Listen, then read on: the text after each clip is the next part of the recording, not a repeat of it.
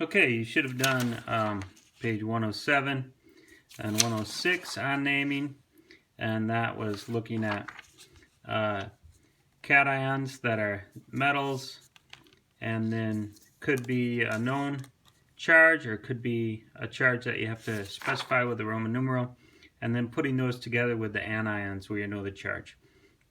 Next, page 109, we're looking at polyatomic ions. So polyatomic ions are clusters of atoms with an overall charge. And there are hundreds of common polyatomic ions. We're going to look at 9. You don't have to memorize these, but these are the most common 9 really, and they're the ones that we'll use as examples.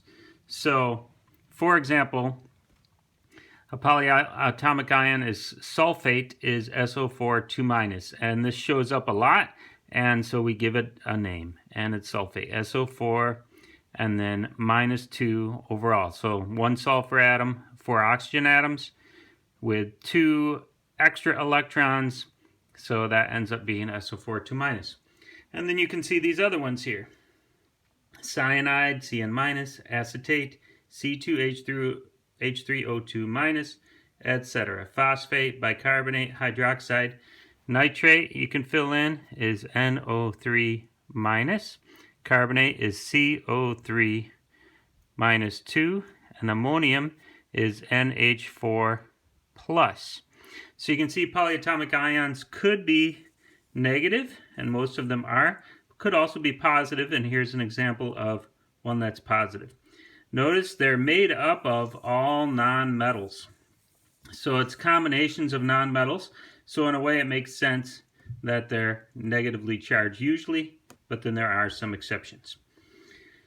Okay, which 2 atoms on the periodic table do you think would make up polyatomic ion silicate? Well, look at all these 8 ones. Sulfate has sulfur and oxygen. Phosphate has phosphorus and oxygen. Nitrate has nitrogen and oxygen. Carbonate has carbon and oxygen. So silicate, probably silicon and oxygen. And indeed, silicate is SiO3-2.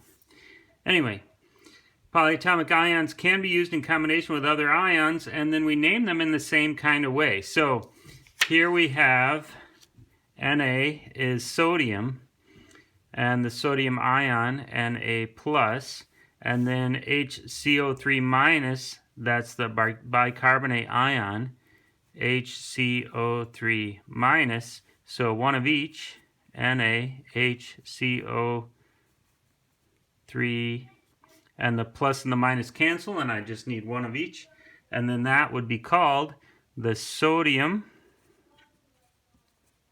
or it would just be called sodium bicarbonate. So you see the trick to naming something that's made with polyatomic ions is you just put the name of the metal and then the name of the polyatomic ion. Okay, so we can continue.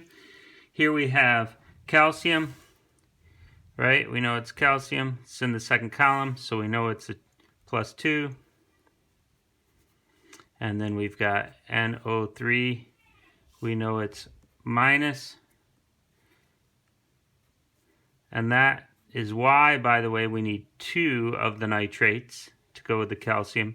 And then this is just called calcium nitrate. Notice I don't need a Roman numeral 2 because calcium is in the second column, so I know it's +2. All right, then here I have Cu. Cu is copper. Copper's in the middle, so we'll need a Roman numeral to say what charge it is. Well, let's just write down Cu for now, and we'll figure out the charge from the context. So then SO4, that's the sulfate ion, and we know that that is -2. So if that's -2, then it must be, since overall it's neutral, the copper must be +2. So then this would be copper, and we'll need a Roman numeral, sulfate. And we know that the Roman numeral is +2 because the sulfate is -2 and overall it was neutral. So that's copper 2 sulfate. All right. Now on page 110,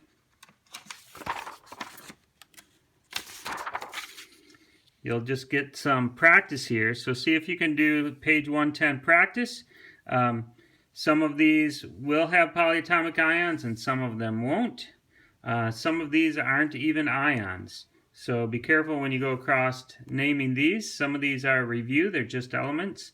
And then some of these have polyatomic ions and some of them don't. See if you can answer all of these, and I'll post the solutions later.